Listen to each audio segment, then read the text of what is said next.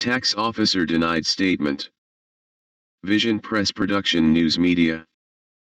On December 11, 2023, Coalport Borough Council was scheduled for a special meeting to address issues. At the meeting, the tax officer prepared a public comments to address tax issues. The tax officer was denied an opportunity to make his statement. When Vision Press Production learned of tax officer's statement, VPP reached out to the tax officer for his denied statement. The following was his denied statement. Before the Coalport Borough Council. December 11, 2023. Public comment by public official. Reverend Gerald W. Spade, Senior CPTC. Now comes Reverend Gerald W. Spade, Senior, taxpayer, citizen, and public official residing at 712 Main Street, Coalport, Pennsylvania, 16627 to set forth public comments. The question set forth by Coalport Borough Council to the public official, tax officer, is to supply name, S, for the role of deputy tax collector. Response of the duly elected tax officer, with the 2021 election result 97% of the electorate vote for the November general election period, avers the following. Researching the 8PAC.S. statute, your tax officer found 29 name references for tax collector in the Commonwealth of Pennsylvania Borough Code. The key word for the tax collector is powers. The tax officer has separate powers than any other borough official. Unlike the council, the tax officer has singular powers by himself. The mayor has singular powers regarding the mayor's office role. However, the council only has power when all the councillors meet. Councillors by themselves do not have singular powers unless directed by council in their meeting. A president only executes the directives of the council and maintains order in a council meeting. Tax collector is governed by the tax law. The tax officer, responsible for the tax law, has powers unilaterally by the law. The role is distinctive, separate from all other roles in local government. A tax officer has enforcement powers, but is not a lawyer. Tax officer at times need answers to legal questions. All legal issues are the role and duty of the solicitor. Pursuant to 8PAC.S. 1117, a. 3, a public official may serve a question to the solicitor. On October 10, 2023, the tax officer served a formal letter with 3 questions to the solicitor for Coalport Borough. Pursuant to the Borough Code, the tax officer was denied written answers by the solicitor to submitted interrogatories. A question has been served by council, only one of 4 taxing entities, to the tax officer on multiple times by the council. The question was, serve a name for the role of deputy. According to the powers afforded to the tax officer and found in the tax law, the tax officer declines serving any request for a tax collector deputy name.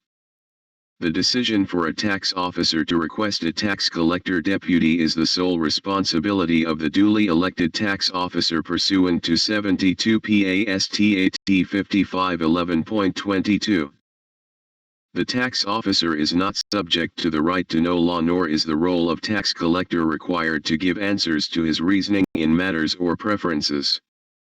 Prohibition of RTKL may have been repealed after reading the entire tax collection law on December 9, 2023.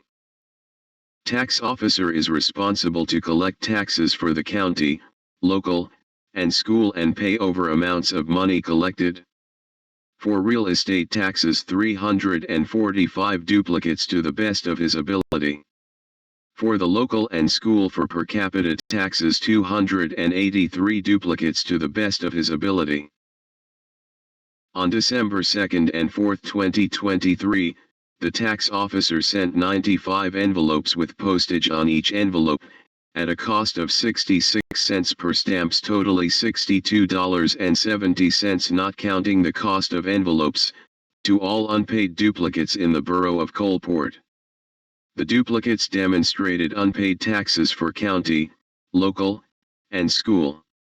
Among the 95 duplicates sent was a notice to the President of Council and one councillor who has not paid taxes to the tax officer for 2021, 2022, 2023.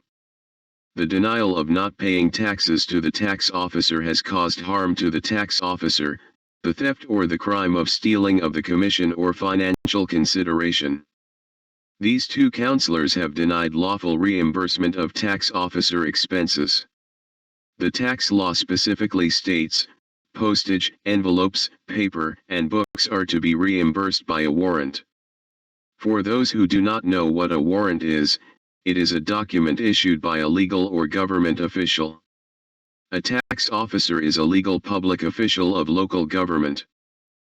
Wherefore, your petitioner respectfully requests the entire record, public comments by the public official, be entered into the record known as Coalport Borough Council minutes pursuant to statutory restraints. Respectfully submitted. Reverend Gerald W. Spade, Sr. CPTC. Vision Press Production, VPP, is thankful to the Coalport Borough Tax Officer for allowing the denied statement to be aired on VPP. The denied statement was not heard by Coalport Borough Council. Council cancelled the December 11, 2023 special meeting. VPP does afford anyone the opportunity to engage in a video interview. VPP will interview you regarding the issues you feel are in the best interest of the citizens of Coalport Borough. On to a new topic for your review. Hearsay statements.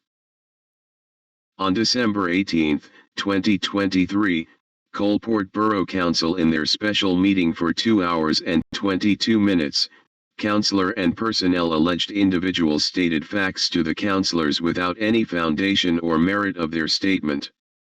The councillors stated hearsay statements without proof of name of the individual stating the alleged matter. Without any name, telephone number, document addressed to council and signature of the purporter, the statements of councillors are unlawful hearsay.